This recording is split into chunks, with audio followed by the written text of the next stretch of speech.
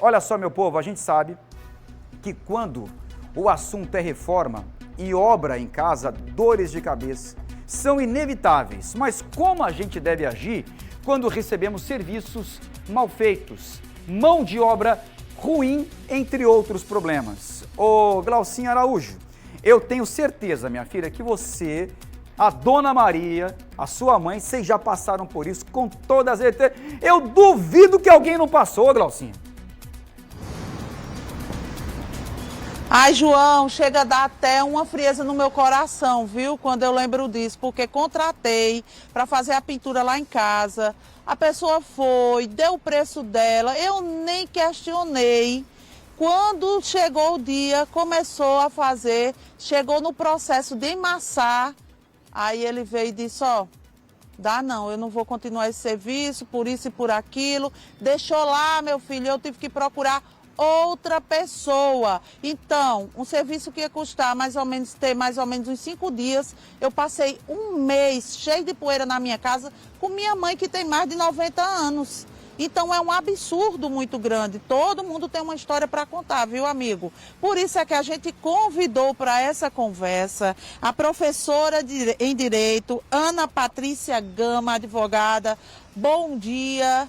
Me diga uma coisa, o que é que a gente pode fazer para evitar essa dor de cabeça? Existe uma dica para isso? Bom dia. Bom dia a todos e a todas. Sim, existem algumas dicas que podem amenizar essas situações, né? Primeiro você tem que certificar exatamente qual a sua necessidade. E aí, tendo essa certificação, é importante pegar alguns orçamentos, ter algumas referências, se certificar de que o profissional realmente ele tem essa capacidade na execução de serviço. Por exemplo, se for instalação elétrica, verificar se ele tem conhecimento das normas da ABNT, das normas técnicas que tratam sobre as instalações elétricas residenciais, né? No caso de pagamentos antecipados, evitar esses pagamentos antecipados.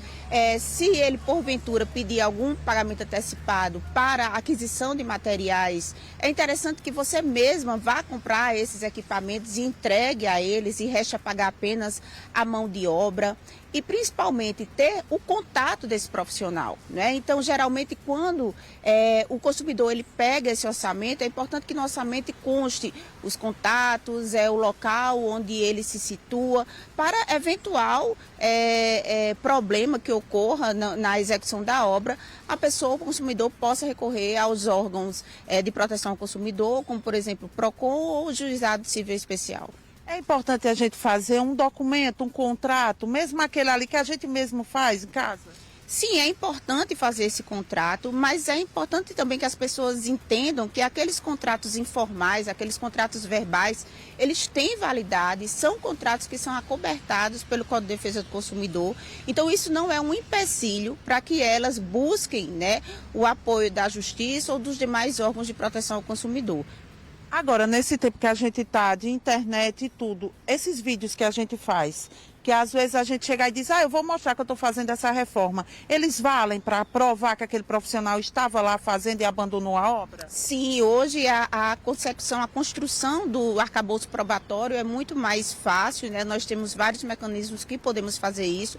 Então, qualquer evidência, vídeo, até pessoas mesmo que presenciaram a contratação, a execução de serviço, elas podem servir sim de prova para atestar de que aquela pessoa realmente foi contratada, que os valores foram pagos, então transferências bancárias, tudo isso é importante para a construção desse arcabouço probatório.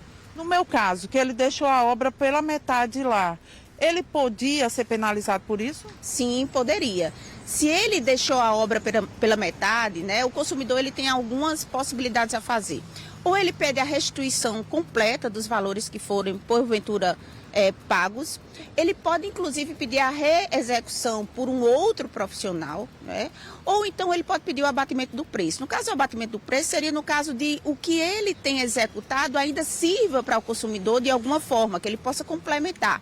Então, foi um serviço que foi prestado não totalmente, mas parcialmente. E o consumidor, ele pode ainda completar esse serviço, então pediria o abatimento do preço. Caso aquele serviço que foi executado não lhe sirva para absolutamente nada, obviamente que ele vai pedir a restituição completa dos valores pagos. Ou então pedir ainda que um outro profissional execute aquela obra às custas daquele primeiro profissional que foi contratado. A gente teve aqui uma telespectadora que disse que contratou para consertar uma caixa, um vazamento na caixa d'água. E aí a pessoa fez um trabalho que foi ruim, acontece que ainda deu um prejuízo muito maior a ela, e ela liga e ele nem atende nem nada. O que ela pode fazer num caso como esse? Então, nesse caso, primeiro é importante que todos saibam que o consumidor ele tem um prazo de 90 dias para reclamação desses serviços duráveis, né? Então, no caso, ela teria 90 dias para reclamar. Já que ele não retorna aos contatos, ela poderia entrar em contato com os órgãos de proteção, como o PROCON, ou então até mesmo, né, ajuizar uma ação junto ao Juizado Especial Cível. Lembrando que nesses juizados eles têm um teto de 40 salários mínimos, mas até 20 salários mínimos o consumidor ele poderá ingressar nessas ações sem a necessidade de assistência de um advogado. Agora, era bom que existisse, então, uma lista, né, de que a gente acessasse lá para ver esses profissionais.